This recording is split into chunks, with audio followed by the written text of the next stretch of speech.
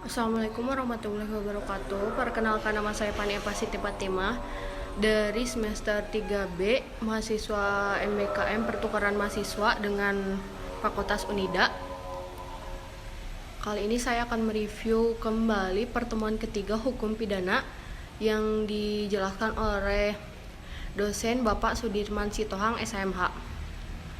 Pertemuan ketiga ini menjelaskan tentang hukum orang bagian 2. Manusia dalam pengertian biologis ialah gejala alam, gejala biologika yaitu makhluk hidup yang mempunyai panca indera dan mempunyai budaya. Definisi orang yaitu dalam pengertian yuridis ialah gejala dalam kehidupan bermasyarakat sehingga dalam hukum yang menjadi pusat perhatian adalah orang atau person. Hukum modern, setiap manusia diakui sebagai manusia pribadi, artinya diakui oleh orang atau person. Karena di setiap manusia diakui sebagai subjek hukum, yaitu pendukung hak dan kewajiban. Pada dasarnya, semua orang memiliki hak dan kewajiban perdata yang sama, tidak bergantung kepada satu hal. Di antaranya ada jabatan, agama, golongan, kelamin, umur, miskin, dan kaya. Manusia sebagai pendukung hak dan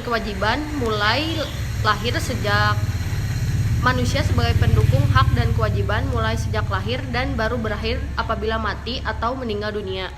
Namun ada pengecualian sebagaimana pasal 2. Pasal 1 yaitu anak yang ada dalam kandungan seorang perempuan dianggap sebagai telah dilahirkan sebagaimana juga si anak menghendakinya. Pasal 2 yaitu mati sewaktu dilahirkan dianggaplah ia tidak pernah telah ada. Ketentuan yang termuat dalam pasal 2 BWI di atas ini disebut res spliple. Faktor-faktor yang mempengaruhi kewenangan hak seseorang. Yang pertama ada tingkah laku, misalnya dalam pasal 49 dan 53 Undang-Undang Nomor 1 Tahun 1947. Misalnya dalam pasal 49 yang pertama ada tingkah laku, misalnya pada pasal 49 dan 53 Undang-Undang Nomor 1 Tahun 1974. Dan kedudukan atau jabatan, misalnya hakim dan pejabat hukum lainnya tidak boleh memperoleh barang-barang yang dalam perkara. Yang ketiga ada kewarganegaraan, misalnya pada ayat 1 pasal 21 ayat 1 UPA, dan tempat tinggal pada pasal 10 ayat 2 UPA. Ketidakcakapan. Orang-orang yang menurut undang-undangnya dinyatakan tidak cakap untuk melakukan perbuatan hukum adalah yang pertama orang-orang yang belum dewasa, yaitu anak-anak yang belum mencapai umur 18 tahun.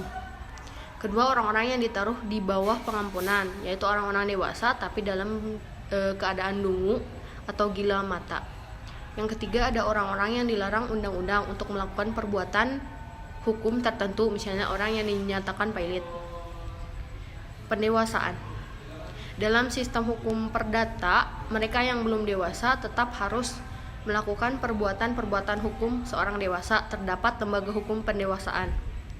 Pendewasaan merupakan suatu cara untuk meniadakan keadaan belum dewasa terhadap orang-orang yang belum dewasa atau orang-orang yang belum mencapai umur 21 tahun.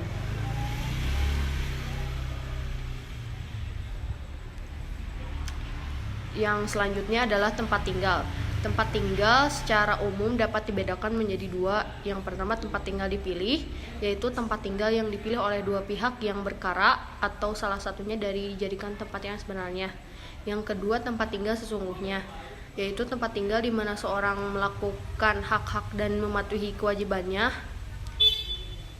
Tetapi tempat tinggal sesungguhnya terdiri dari tempat tinggal yang bebas atau berdiri sendiri dan tempat tinggal yang tidak bebas atau terikat dengan pihak lain. Sekian review dari saya. Mohon maaf bila ada salah kata. Wassalamualaikum warahmatullahi wabarakatuh.